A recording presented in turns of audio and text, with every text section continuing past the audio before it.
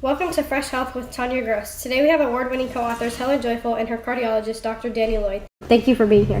Thank you. It's great to be here. The book, Coping with Heart Failure, chronicles Helen's personal battle with heart failure and how her commitment to exercise has improved her quality of life dramatically.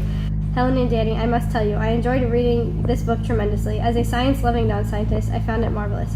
Dr. Danny Lloyd, can you explain how heart failure comes to be?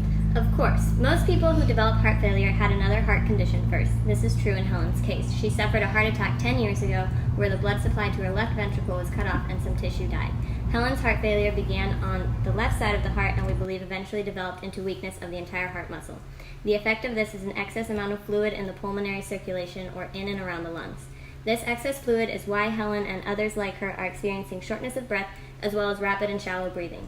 Following the weakening of the left side of the heart, a series of events causes the right side of the heart to also become weakened. This right side of the heart receives all the blood coming back from the body. With the weakening on this side, blood builds up in the veins, resulting in the swelling that chronic heart failure patients often experience. The symptoms of heart failure that I was suffering from when admitted to the emergency room for decompensated heart failure include rapid and labored breathing, pale, cool, and clamming skins, swelling in feet and hands, racing heart. I had difficulty sleeping because when one lies down and the blood that is pooled in the feet rushes back towards the heart. A healthy heart can handle this problem, but a heart with CHF cannot handle that much blood, and it ends up pooling in the lungs, causing shortness of breath. Many CHF patients must sleep propped up on pillows like me. It's important to include lifestyle choices, though, that can increase the chances of suffering from a heart attack and heart failure. As a middle-aged lady, I became overweight, smoked a few packs a day, and drank a lot of wine. The primary risk factors for heart attack are hyperlipidemia, diabetes, hypertension, and cigarette smoking, all of which can be modified through eating healthier, exercising regularly, and not smoking. Some risk factors are non-modifiable. Helen has a family history of atherosclerosis, which is a buildup of plaque in the arteries. Oh, so there are some actions that Americans can take to limit their risk of heart disease? Yes, and it's so important that the public understand this so we can prevent the problem as opposed to waiting for the disease to manifest. In the United States today, the prevalence of heart failure is increasing at an alarming rate and is the single most common admitting diagnosis in older Americans. This results in 1 million hospitalizations every year. The number of new cases of heart failure every year is 825,000, and the prevalence approached 6 million in 2010.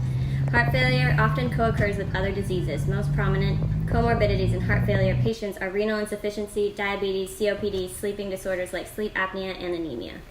Helen, in your book, you spend a fair amount of time detailing how patients such as yourself can help themselves by controlling some aspects of their day-to-day life. What kind of things should patients be looking to do? Even though it might feel like the last thing you want to do, working with your cardiologist and working through an exercise program is so important to both those just encountering CHF and those who have been suffering for an extended period of time. That for me was the most challenging, as a 10-minute walk felt like a marathon, but it's a marathon worth undertaking. Helen was admitted to the ER for decompensated heart failure and remained in the hospital for 4 days as they stabilized her vitals and got the ankle swelling to subside. Once she was discharged, she came to me in order to come up with a rehabilitation plan. Exercise training is safe and effective for most patients with chronic heart failure, and Helen falls in that category. In order to keep Helen safe but also improve her health, we've started with aerobic training by walking 3 days a week at a brisk pace, progressively increasing the length. We included resistance training 1 day per week at a low intensity to later increase this to moderate. I also wanted to include flexibility training daily by including a restorative yoga session every day. Well, thank you for coming in. We'll end with a poem by Helen. Left heart failure, then right heart failure. Oh crap. Total heart failure.